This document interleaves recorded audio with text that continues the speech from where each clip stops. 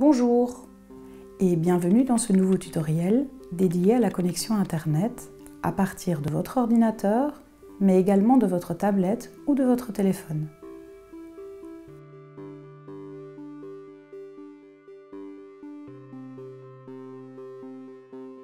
Commençons par l'ordinateur. Quand vous avez allumé Windows, vous pouvez voir en dessous, à droite, différentes petites icônes. Et vous retrouvez ici celle qui correspond à la connexion Internet, que ce soit avec un câble Ethernet, avec votre Wi-Fi ou avec une connexion partagée par quelqu'un d'autre, qui passe généralement par le Wi-Fi. Vous cliquez une fois sur la petite icône, il vous propose les réseaux qui existent déjà dans la mémoire de votre ordinateur, c'est-à-dire ceux auxquels vous vous êtes déjà connecté par le passé, et les réseaux qui sont à proximité, que vous ne connaissez peut-être pas nécessairement, mais qui sont potentiellement disponibles. Ceux qui sont dans la mémoire de l'ordinateur ne sont pas toujours accessibles, car vous êtes peut-être trop loin de la source. Dans ce cas, vous verrez que vous n'aurez pas de réseau. Si les petites barres circulaires sont éteintes, ou en grisé comme ceci, ça veut dire que le réseau est trop faible, voire inaccessible, même si vous avez le mot de passe. Alors, il y en a qui vous demanderont un mot de passe et il y en a qui seront sans mot de passe. Et si c'est une connexion partagée par quelqu'un d'autre, vous aurez généralement aussi un code à mettre qui sert de mot de passe. Mais dans ces cas-là, le mot de passe vous est donné. Vous ne devez pas l'inventer. Pour les mots de passe, la différence entre la majuscule et la minuscule est vraiment très importante. Pour votre ordinateur, tablette ou téléphone, la lettre minuscule et la même lettre en majuscule sont deux caractères vraiment différents. Parfois, on peut aussi avoir des soucis à distinguer le 0 ou le O majuscule. Je vous montre ici, le 0 est plus étroit et le O est plus large. Si vous vous connectez avec un câble Ethernet, vous vous souvenez, vous devez avoir la petite prise RJ45 telle que nous l'avons vue à la présentation de l'ordinateur. Je vous la remontre ici. Vous mettez le câble, un câble comme celui-ci, qui s'appelle RJ45 avec la petite tute vers le bas dans votre ordinateur. Voilà, vous devez entendre un clic et vous devez mettre l'autre bout du câble dans votre box d'Internet. Voilà, vous devez aussi entendre le clic. Avec parfois un peu de patience, le logo de votre connexion Ethernet va apparaître. Tant que vous avez le logo du globe, comme celui-ci, c'est que vous n'êtes pas encore connecté. Si vous connectez votre câble chez vous, et dans la majorité des cas, vous n'aurez pas de mot de passe à mettre. Vous serez directement connecté, contrairement au Wi-Fi qui demande un code parce que tout le monde peut aller se connecter sur le Wi-Fi qui traverse les airs. Tandis qu'ici, c'est plus difficile à aller se connecter sur votre box. La différence entre le câble et le Wi-Fi, elle est multiple. Le câble est plus sécurisé pour la raison qu'on vient de citer, il faut physiquement se connecter au câble chez vous. Et l'autre, c'est que le signal est plus fort et plus stable avec le câble que par le Wi-Fi. Mais pour ça, il faut acheter un câble. Et en plus, vous avez moins de choix pour choisir un endroit dans la maison. Vous avez la limite de la longueur du câble. Si vous êtes sur votre tablette, vous aurez le même symbole des connexions Wi-Fi et Bluetooth que sur votre ordinateur. Et de la même manière, si vous appuyez sur le bouton des connexions sur votre tablette, vous aurez aussi de nouveaux réseaux que vous ne connaissez pas. Plus ils sont proches de vous, plus les barres indications de connexion seront nombreuses et non grisées.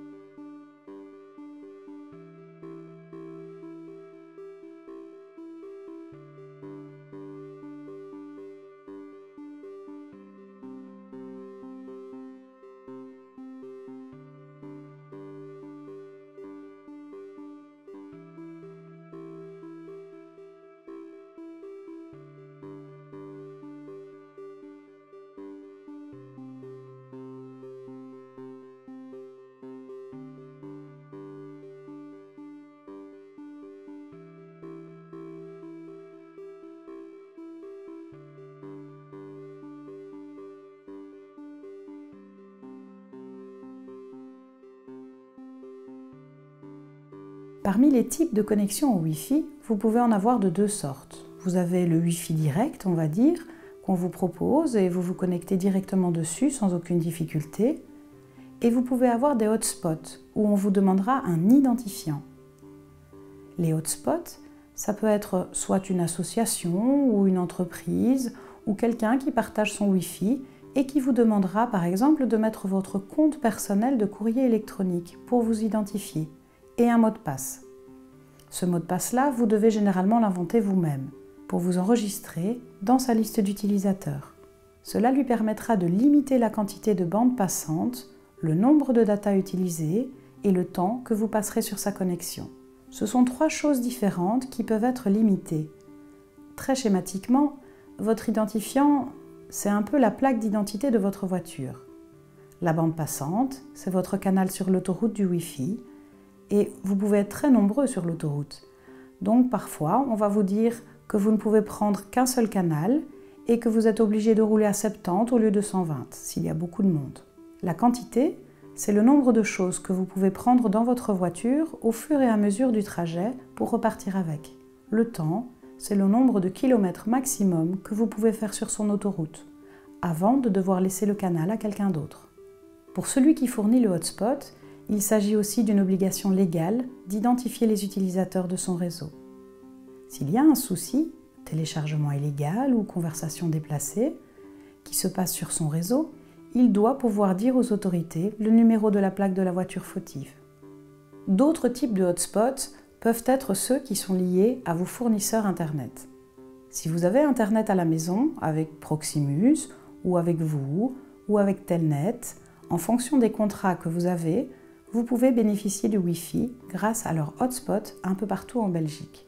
Et donc, vous devrez vous identifier avec vos accès à votre fournisseur Internet. Par exemple, ici, on voit les infos de Proximus. Il vous explique comment faire pour chez eux. Ici, je vous montre un petit peu les informations pour vous, où il parle du Wi-Fi. Ici, les informations de Telnet. Telnet, ils ont aussi un site d'information où ils enregistrent tous les hotspots disponibles sur la Belgique. Comment s'y connecter? C'est généralement un peu toujours la même chose.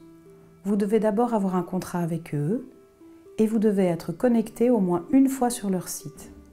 Je vous montre où se connecter pour les 3, mais c'est généralement, vous voyez, en haut à droite. Si vous avez déjà été voir votre facture en ligne, par exemple, ça veut dire que vous avez déjà un identifiant. Il s'agit d'une adresse électronique de référence et un mot de passe. Si vous n'avez pas encore de compte, il vous faudra trouver votre numéro de client chez eux. Vous pouvez le trouver sur une facture, par exemple. Vous devrez mettre votre adresse de courrier électronique et inventer un mot de passe. Attention! C'est important de se souvenir de l'adresse que vous avez mis et d'y avoir réellement accès, car grâce à elle, vous pourrez aller changer le mot de passe chez le fournisseur d'Internet si vous le perdez et recevoir plus d'informations. Si vous n'avez pas de contrat avec eux, alors vous ne pourrez pas vous connecter à leur hotspot. C'est pour ça que parfois, je peux voir des hotspots, comme celui-ci par exemple, qui sont disponibles, mais auxquels je n'ai pas vraiment accès parce que je n'ai pas de contrat avec eux. Une autre manière de se connecter à Internet, c'est via la 3G ou 4G d'un abonnement de téléphone. Il y a des tablettes qui peuvent aussi directement avoir une carte SIM avec un abonnement propre, mais nous nous concentrerons sur les téléphones. Donc, dans ce cas-là, c'est aussi lié à un contrat que vous avez avec une compagnie de téléphone cette fois, et vous payez les données que vous utilisez par Internet. Maintenant, les forfaits sont parfois assez larges pour vous permettre de consulter vos courriers électroniques, consulter quelques sites. Mais attention quand même, télécharger les jeux ou des vidéos, cela peut revenir cher si vous le faites en extérieur, en 3 ou 4G plutôt qu'en Wi-Fi. Vous pouvez voir sur vos factures quel pourcentage de données, de data comme on dit, vous avez utilisé par rapport à ce qui vous est fourni. Une astuce peut être de mettre un blocage sur votre téléphone pour ne pas dépasser le quota. Comme ça, vous n'aurez pas de surprise à la fin du mois. Je vous montre ici comment faire.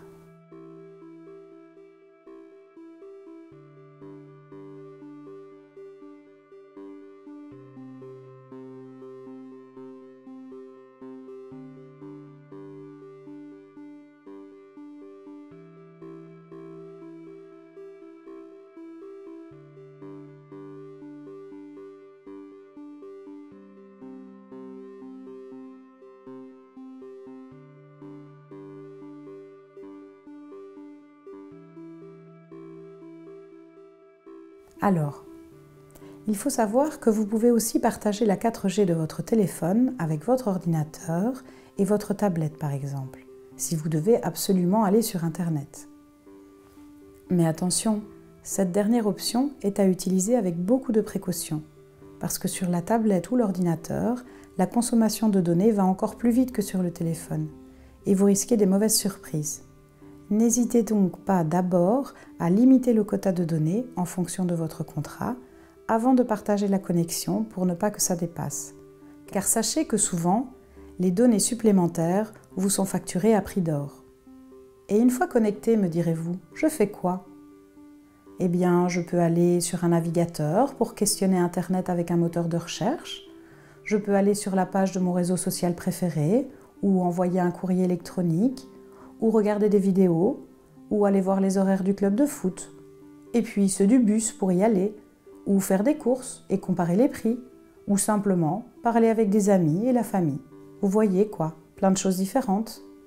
Allez, merci et bonne découverte!